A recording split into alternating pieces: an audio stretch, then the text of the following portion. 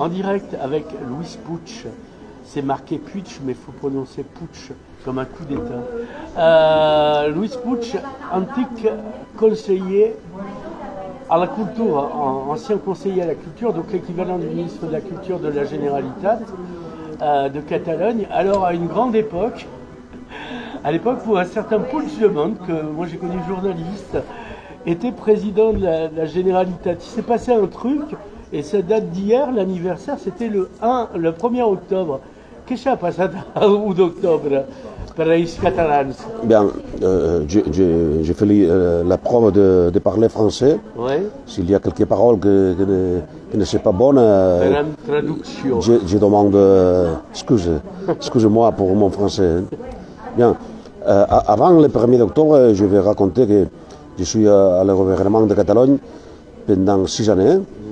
Je suis le responsable, le directeur général de toute l'affaire avec les associations et la culture populaire traditionnelle de toute la Catalogne. Alors le compromis avec les projets d'arriver à faire un référendum le 1er octobre, pour moi c'est une chose normale. Ouais. Alors 4 mois avant le 1er octobre, il y a une crise à l'intérieur du gouvernement et le président Puigdemont m'a demandé de prendre cette responsabilité. Alors j'ai entré comme ministre de la Culture en juillet 2017 et en novembre je suis à l'exil. Alors ça veut dire que je suis seulement 4 mois là comme responsable de la culture, mais comme j'ai porté 6 années avant travailler pour le gouvernement, alors pour moi c'est une grande responsabilité, un grand honneur pour moi. Toute ma vie, j'ai la fortune de travailler pour la culture, toute ma vie. Alors, arriver à avoir cette responsabilité, pour moi, il a été le meilleur cadeau que j'ai reçu à ma vie. Alors, le 1er octobre, il a été un moment passionnant, un moment unique dans l'histoire de la Catalogne. C'est le moment. Alors, il y a préludé des années en arrière, 1 million dans la rue, 2 millions dans la rue, une chaîne humaine de Barcelone à la frontière. Chaque année, les années avant de 2017, chaque année il y avait grandes manifestations pacifiques, démocratiques.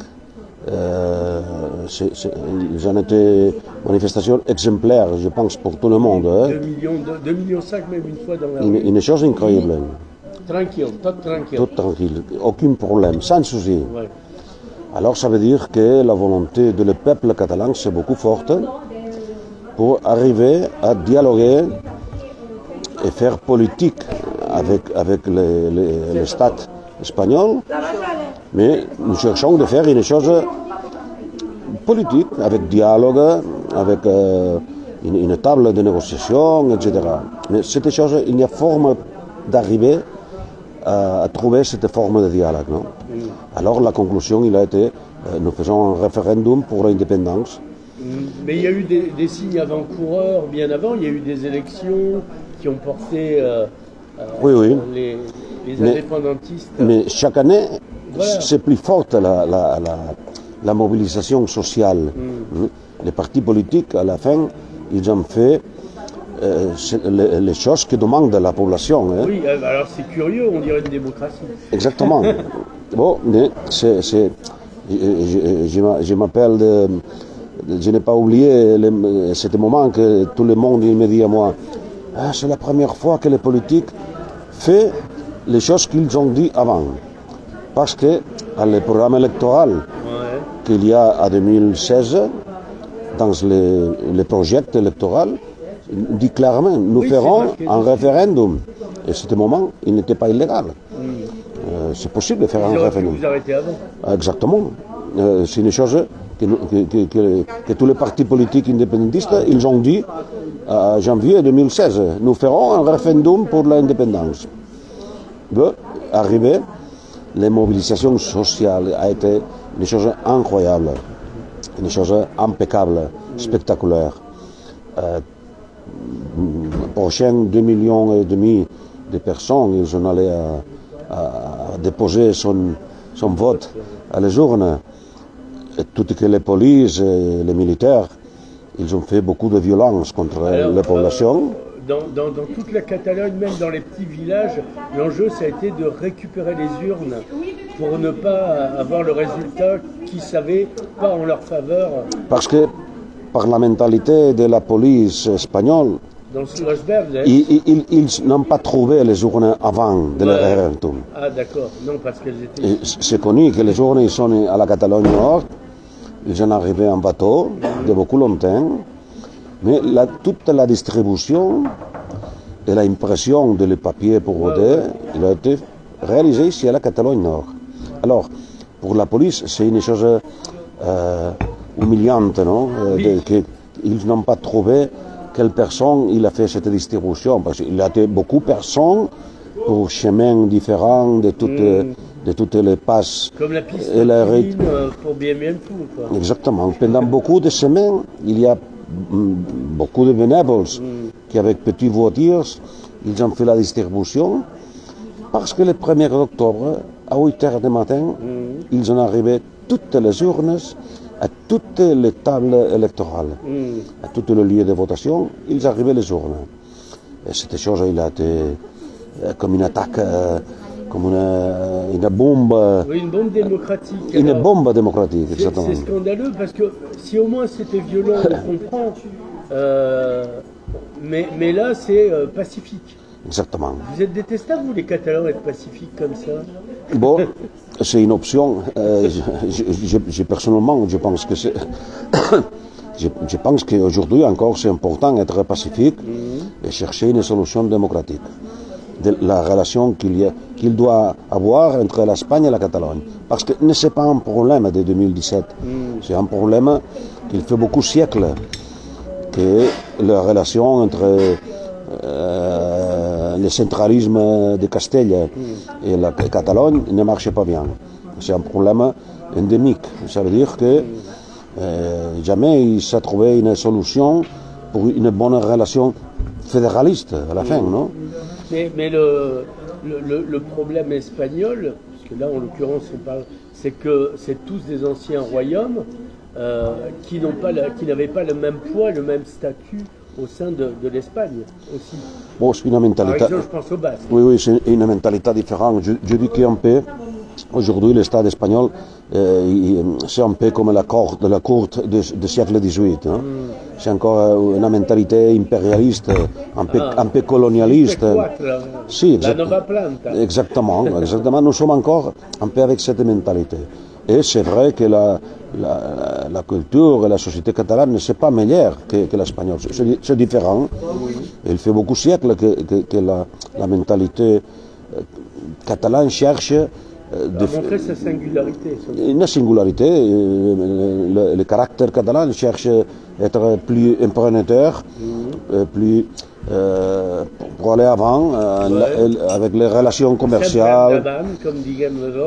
Pour les relations commerciales, pour le développement de l'industrie, de la révolution industrielle, etc., etc. Il y a beaucoup d'aspects que, comme nous, il fait beaucoup de siècles que nous n'avons pas une État propre, la société civile de Catalans, ils vont avant.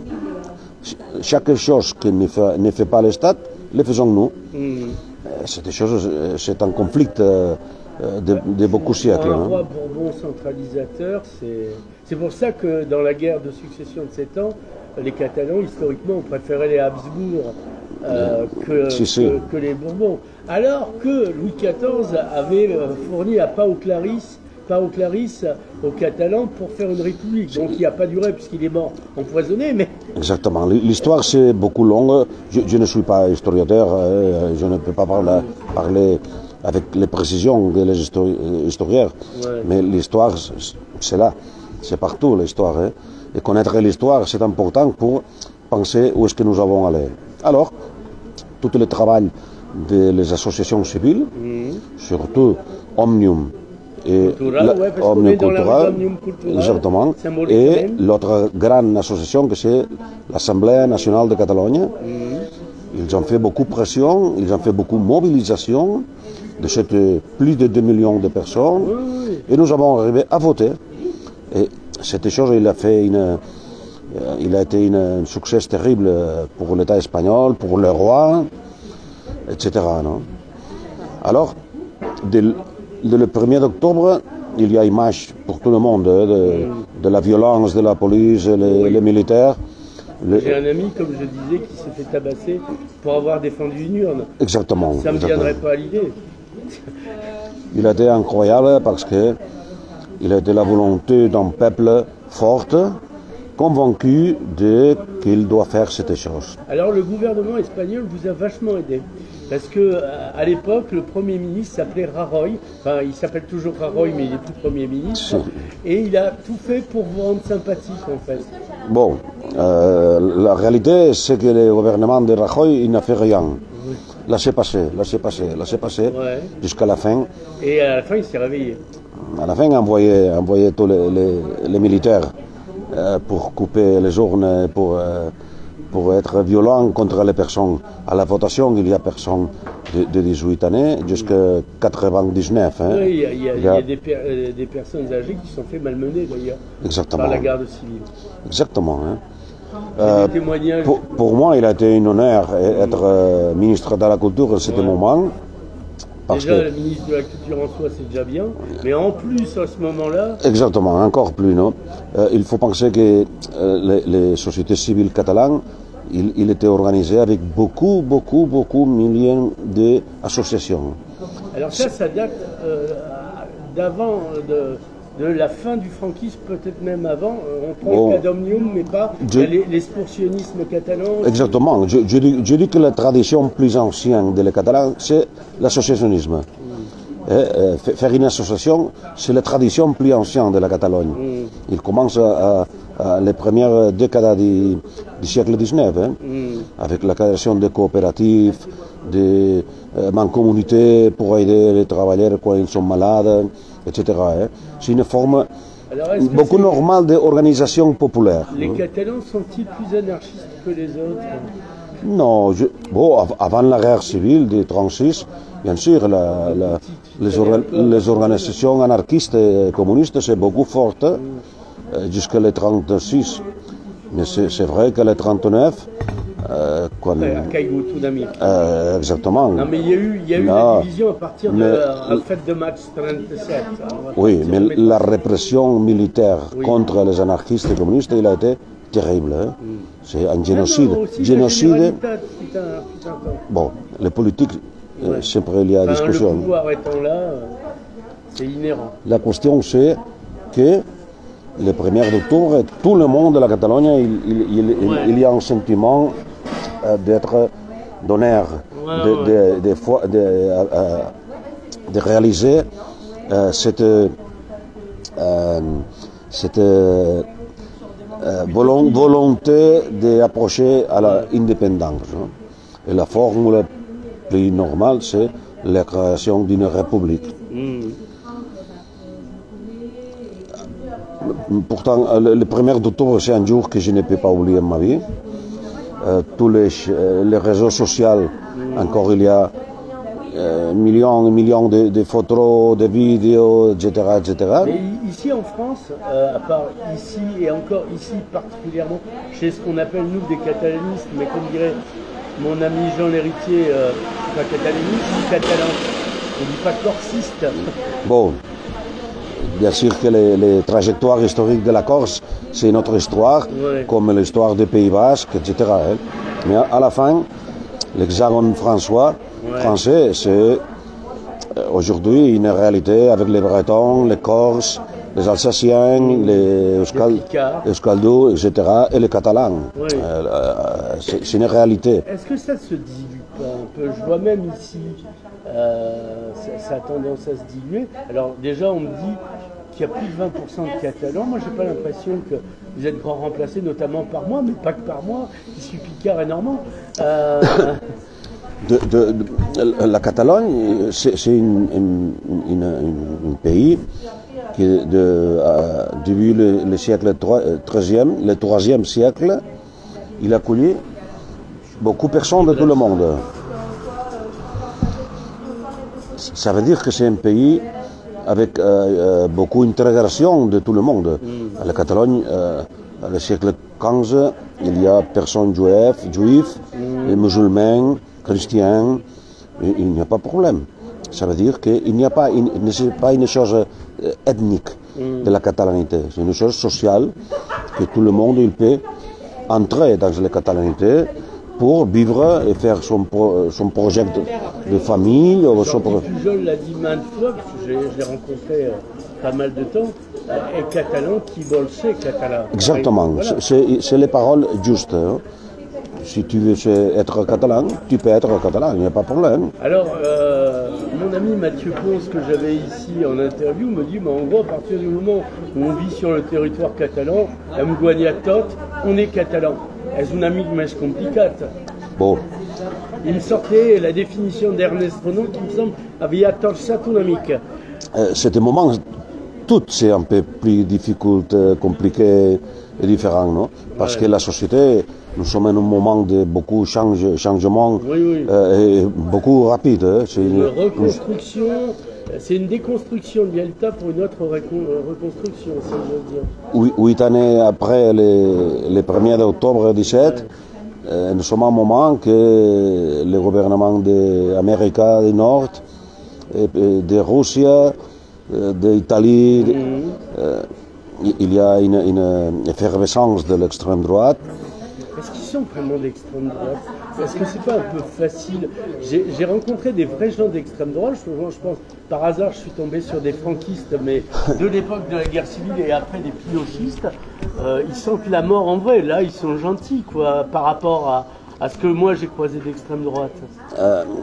Après la Deuxième Guerre mondiale, tout le monde a pensé que les droits fondamentaux c'est une chose que nous avons gagnée pour toute la vie. Ouais. Et à ce moment, il faut penser qu'il faut lutter, il faut défendre toujours les droits fondamentaux, les droits d'aller à faire un référendum et tous les droits qu'ils enseignaient à la carte de la ONU. Hein. Exactement, mais ce n'est pas une chose pour toute la vie. Non, non, de toute façon, c'est un combat quotidien. Exactement, mais aujourd'hui, cette chose ne c'est pas parole de philosophie, c'est une réalité. Que les droits fondamentaux, ils peuvent être vulnérés et déjà abattre. Oui, exactement. Je ne parle pas forcément de Marine Le Pen, je pense que... c'est une situation mondiale. Hein. Mais à un moment donné, il faut que les gens manquent d'instruction aussi. C'est un problème culturel, tiens, on y revient. Moi j'ai été éduqué, donc je monte à cheval, je me bats à l'épée, je fais du voilier, mais tout le monde n'a pas l'éducation, je parle des langues, voilà, je suis un citoyen civilisé, mais il y a une déconstruction aussi du niveau de culture des peuples. Exactement, vous avez toute la raison, toutes ces choses que tu dis, c'est vrai. C'est pour ça que c'est précieux d'avoir notre conversation, pas tous les jours que j'ai cette occasion. Exactement.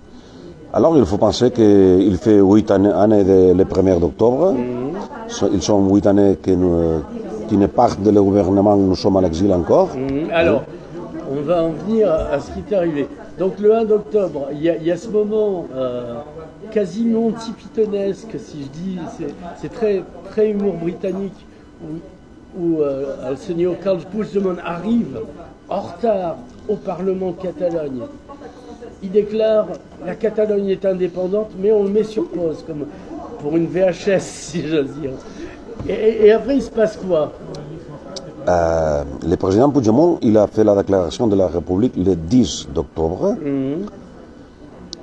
Mais à le même moment, il a dit que reste en stand-by. Pourquoi? Pourquoi en ce moment, il y a des pressions de grands politiques européens qui ont dit, attends, si tu fais la déclaration maintenant, il n'y a pas de négociation possible avec l'Espagne. Et il a dit, alors, j'ai fait la déclaration parce que c'est le résultat de le référendum et je reste en stand-by pour donner un peu de temps pour commencer ce dialogue avec entre la Catalogne et l'Espagne. Cette chose, il a été inservible, il ne servent pas rien. Oui, il disait ça pour retarder le truc. Exactement. Alors, à la fin, le président Puigdemont, il a reconnu que ce jour, il n'a fait pas bien avec cette question. C'est compliqué, hein. Exactement. Alors, quand arrive les fins d'octobre, le 27, dans le Parlement de la Catalogne, c'est le Parlement qui a fait la déclaration d'indépendance. Ce n'est pas Puigdemont, c'est le Parlement de Catalogne que c'est les dépositaires de la souveraineté du peuple catalan. Hein.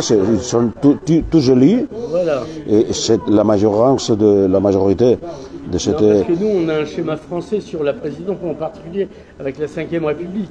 Ça ne fonctionne pas pareil. Exactement. Alors, c'est le Parlement qui a fait la déclaration d'indépendance, mais la même nuit, l'État espagnol il a fait une instruction avec l'article 155 de la Constitution, qu'il a dit qu'il a déposé tout le gouvernement de la Catalogne. Et le 28, nous avons commencé un chemin à l'exil. Oui, alors pourquoi il y en a qui sont laissés arrêter, et pourquoi, dont toi, tu es parti en exil avec tout le monde, en plus à Waterloo, ce qui pour les Français est une mauvaise nouvelle? Non, nous avons allé à Bruxelles, parce que nous connaissons, nous avons connaissance que la législation belge, c'est beaucoup garantiste. Ça veut dire que nous sommes convaincus qu'avant de faire une extradition, la Cour, la chambre de la Cour belge, il va entrer à analyser, étudier une décision. Le résultat, il a été bon, parce que je suis devant la chambre, après je suis allé à le tribunal d'appellation et j'ai gagné. Chaque fois, la Belgique a dit, je ne fais pas l'extradition par deux choses. Parce qu'il y a deux droits fondamentaux qui sont vulnérés. C'est le droit à la présomption d'innocence et le droit à un jugement impartial. Ouh là là, ça va loin. Alors ça veut dire que le tribunal belge il a fait une bonne prononciation, il a étudié très bien toutes les documentations et je suis très content. Plus tard, alors, tu étais même député encore en Catalogne, maintenant, de Junts, oui. Le 2017, je suis élu député au Parlement de Catalogne, à décembre.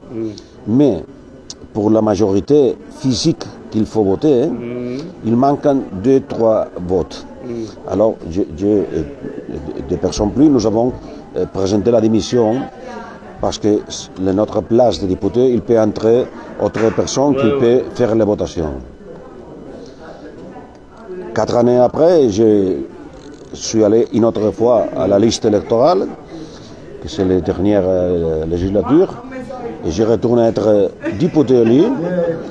Et l'année dernière, j'ai retourné aller à la liste et maintenant, j'ai encore suis député élu. Pourquoi?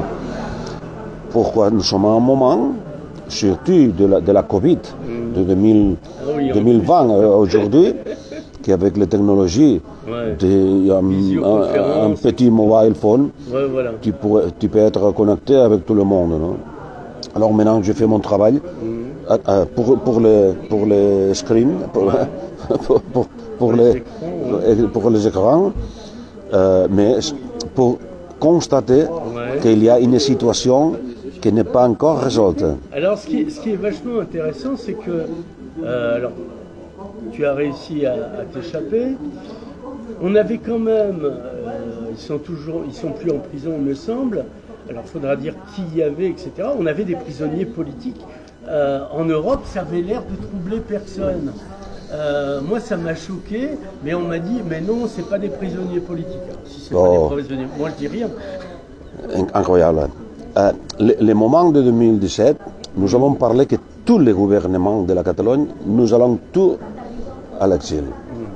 Pour faire un gouvernement à l'exil. Comme au Mexique, en 1939, au Palais de Toledo. Les Pays Basques, ils ont fait le gouvernement à l'exil, en 1939. Mais après, il y a beaucoup de personnes de le gouvernement qui ont pris la décision de retourner et aller devant la justice en Madrid. Le résultat, il a été 4 années d'impression. Oui, 4 années d'emprisonnement, tout ça pour avoir suivi ce que demandait le peuple. Pour faire les choses qu'il dit, le programme électoral. Ouais. 4 années d'impression pour faire une chose qu'il était écrit 2 années avant. Incroyable. Non, mais c'est un message pour toute l'Europe. Exactement. Si vous commencez à écouter vos électeurs, vous n'irez pas très loin. Vous irez en prison. Exactement. Non? J'ai resté à l'exil à Belgique avec le président Puigdemont pour une question de fidélité. Pour moi, c'est une chose de... Je dis, oui, je vais avec toi en ce chemin. Alors, si tu dis que nous allons à la Belgique, je vais avec toi. Et tu t'es présenté comme député européen aussi, parce que ça a été une des portes de sortie pour Karl Puigdemont. Non. La protection du fait de son statut de député européen. À la liste européenne, je n'ai pas allé jamais, parce que pour le nombre de votes, c'est impossible entre 4 personnes. Ah, d'accord. Il y a entre Puigdemont, Comín et Ponsatí. Alors, si je vais à la liste, c'est impossible qu'avec les votes de la Catalogne, le système électoral européen, c'est que toute l'Espagne, c'est un seul pays. Non? Alors, c'est impossible d'avoir plus de représentation.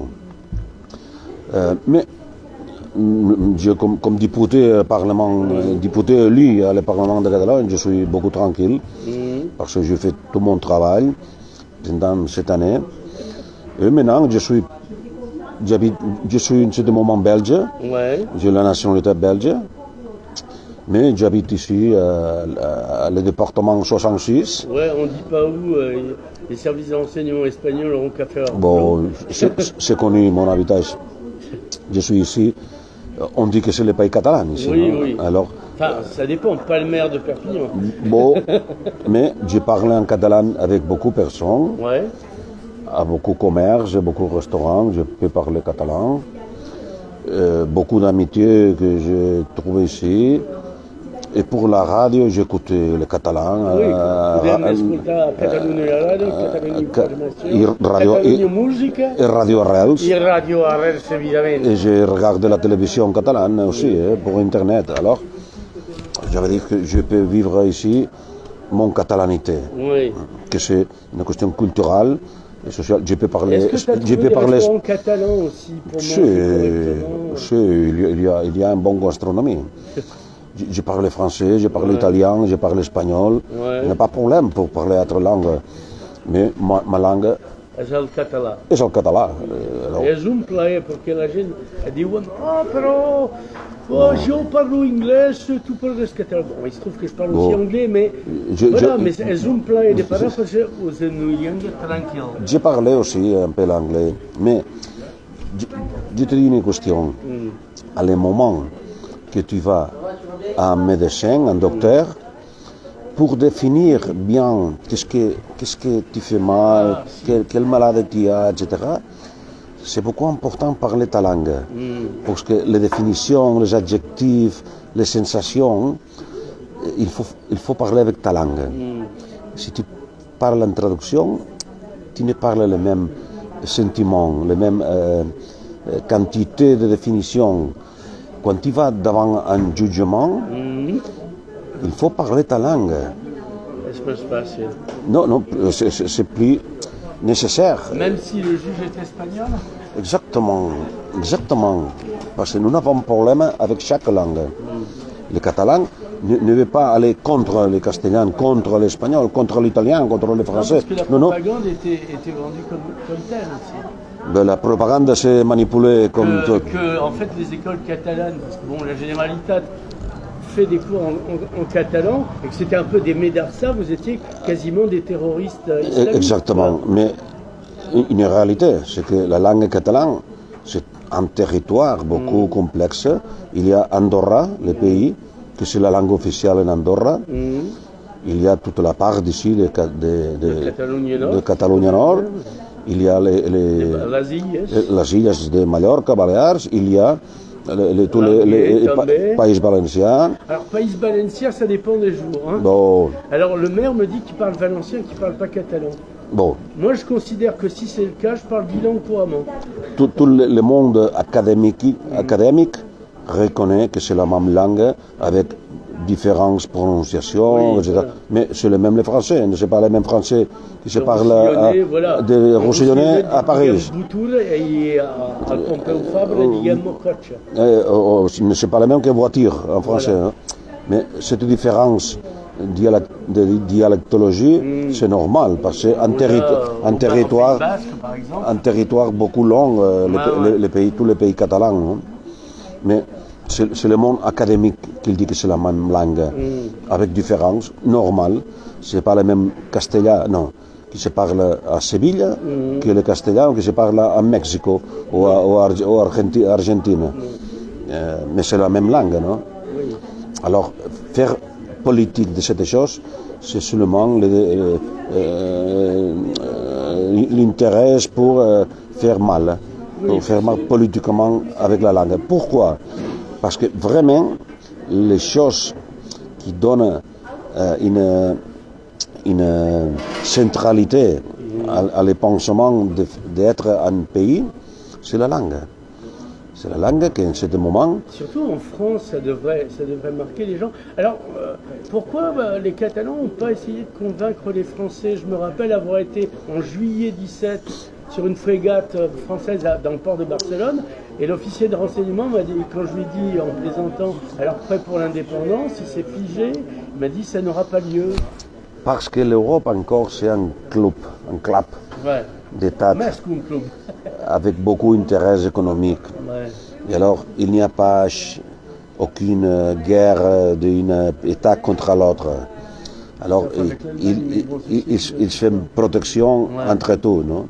Oui, et puis c'est eux qui payent surtout. À la fin,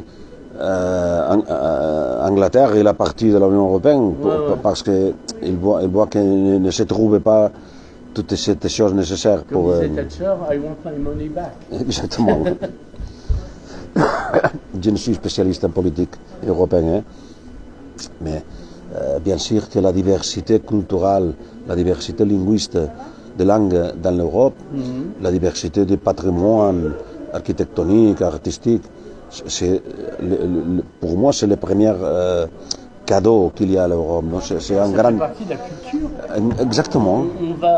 On va aller là-dessus rapido, puisqu'on est plus vers la fin. Je pense qu'il a été Winston Churchill qui l'a dit. Oui. Est-ce que nous allons à la guerre pour défendre la culture? Alors on lui dit, on lui prête parce qu'on ne sait pas sur ça. Enfin bon bref. Enfin moi de toute façon, Winston Churchill, je suis fan, et on lui dit, Monsieur le Premier ministre, il va falloir réduire des budgets. Je pense à la culture.